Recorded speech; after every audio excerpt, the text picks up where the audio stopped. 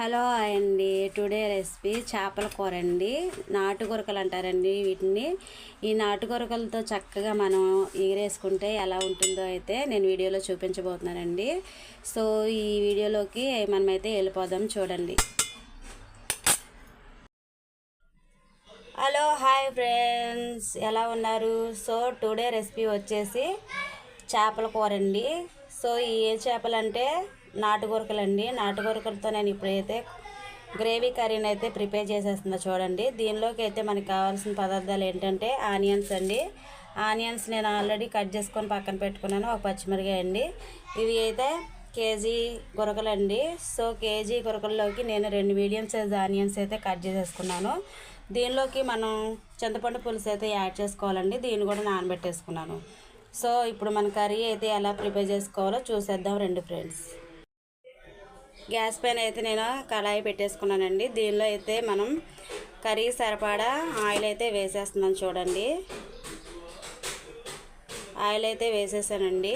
Oil heat ఎక్కిపోయింది. Oil heat ఎక్కిపోయిన తర్వాత దీనిలో నేనైతే ఆనియన్స్ అయితే వేసేస్తున్నాను, చూడండి. చేపల కూర కదండి, కొంచెం ఆయిల్ అయితే ఎక్కువ వేసుకోండి, ఎందుకంటే నీచు స్మెల్ రాదండి కర్రీ అనేది.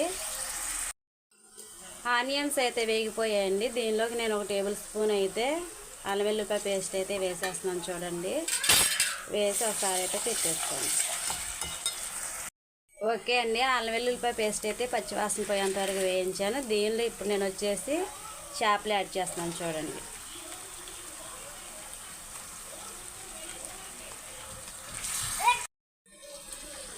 చేపలు వేసుకొని ఒకసారి అయితే తిప్పేసుకోవాలండి. ఒకే ఒకసారి అయితే మూత తీసి చూస్తానండి.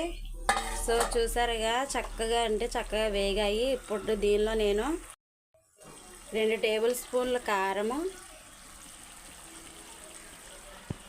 అదేవిధంగా 1/2 టేబుల్ స్పూన్ పసుపు అయితే యాడ్ చేసేస్తున్నానండి. దీన్ని అయితే ఒకసారి కలిపేసుకున్నామండి.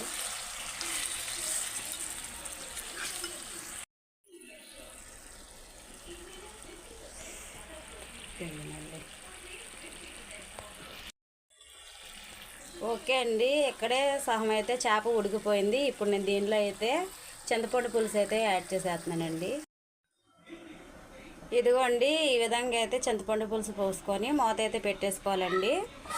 మూత పెట్టేసుకొని దగ్గరగా ఉడికించుకోవాలి. ఓకే అండి, అది దగ్గరగా ఉడుకుతుంది కదా.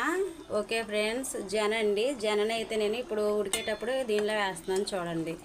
ఇదైతే ముందే వేసుకోకూడదండి, పాడైపోతుంది కూర అనేది. అందుకే కర్రీ ఉడికేటప్పుడు దానిలో ఇలా వేసుకొని తిప్పుకోవాలండి. ఓకే అండి, దీనిలో అయితే నేను కొంచెం వచ్చేసి సాల్ట్ని అయితే యాడ్ చేస్తానండి. ఆల్రెడీ నేను ఆనియన్స్లో వేసాను, సో కొంచెం అయితే వేస్తున్నానండి. ఒకసారి అయితే మూత తీసుకోండి. కూర అయితే సూపర్గా ఉడికిపోతుందండి. ఉడికేటప్పుడు దీంట్లో అయితే మనం మసాలా పౌడర్ యాడ్ చేద్దామండి. 1 టేబుల్ స్పూన్ అయితే వేస్తున్నాను, చూడండి, మసాలా పౌడర్ వేసి ఒకసారి అయితే ఇలా జస్ట్ కదపాలండి, అంతే. తిప్పకూడదు, ఎందుకంటే ముక్క అనేది విరిగిపోతుందండి. దీనిలో నేనైతే కొంచెం కరివేపాకును కూడా యాడ్ చేస్తున్నాను, చూడండి. కరివేపాకు వేయడం వల్ల కర్రీ టేస్ట్ బాగుంటుంది, అదేవిధంగా స్మెల్ కూడా సూపర్గా వస్తుందండి. ఎప్పుడైనా మీరు కూడా ఒకసారి ట్రై చేయండి చేపల కూరలో కరివేపాకు వేసి. ఓకే అండి, కూర అయితే సూపర్గా ఉడికిపోయింది. సో ఫ్రెండ్స్, మీకు కూడా ఈ కర్రీ అయితే నచ్చినట్లయితే ఒకసారి అయితే ట్రై చేసి నాకు కామెంట్స్లో అయితే తెలియచేయండి.